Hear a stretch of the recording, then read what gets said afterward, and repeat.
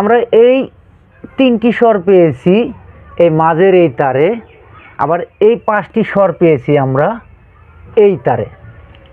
দেখো আসিয়া আমার বন্ধু চিকন কালিয়া, দেখো আসিয়া আমি জল ভরিবার ছল করিয়ে দেখব নয়ন ভরিয়ে, দেখো আসিয়া।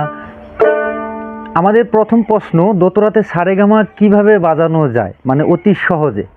তো আগে আমি দোতরাতে দেখিয়ে দেব, তার পরবর্তীতে বোর্ডের সাহায্য নেব। তো দোতরাতে দেখে নেবেন, সহজে বুঝতে পারবেন না, কিছুগুলো বিষয়বস্তু যদি একটু মনোযোগ সহকারে দেখেন তবেই বুঝবেন। একটি তার, এখানে দুইটি, এখানে একটি, সাজানো হয়েছে তিনভাবে। দেখুন 1 2 3, তিনটি স্তরে। তো আমরা এই দুইটি স্তরে সারেগামাগুলো খুঁজে পাবো।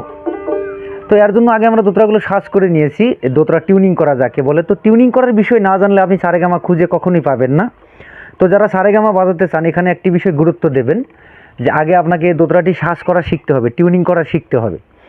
তো দেখুন, এবারে সারেগামার বিষয়টি আমি উল্লেখ করব, আর ডিসক্রিপশন বক্সে টিউনিং করার ভিডিও আপনারা পাবেন, দেখে নেবেন। সা, এখানে টুকা দিলেই সা হয়ে যাচ্ছে, সা। এখানে রে, এখানে গা, এখানে মা। তো দেখে নেবেন, সা রে গা, তিনটি। তো তিনটি আমরা এবার এভাবে বুঝবো যে দোতরাতে দিয়েছিলাম এই একটি তার, এই একটি তার, এই একটি তার, তিনটি ভাগে বিভক্ত। তো আমরা মাঝের তার বেছে নিয়েছি, মাঝের তার। তো মাঝের তারে এমনি যদি টুকা দেওয়া হয়, সা সা সা, তো এটা হলো সা, সা মানে বসানো রয়েছে, এখানে দেখুন সা বসানো রয়েছে। তো এবারে আমরা রে বের করব, সার পরবর্তীতে রে, সা রে, রে এখানে, এটা রে। এবারে গা 3 নম্বর জায়গাতে, সা এখানে পেলাম, সা রে গা, এখানে মাছ মারা, দেখুন সা রে গা, তিনটে, এখানে পেলাম গা। তো তার পরবর্তীতে আমরা পাবো গার পরবর্তীতে কি, মা। আমরা আর এই তারে স্বরগুলো নেইনি, আমরা সেই মার সমান্তরাল হিসাবে,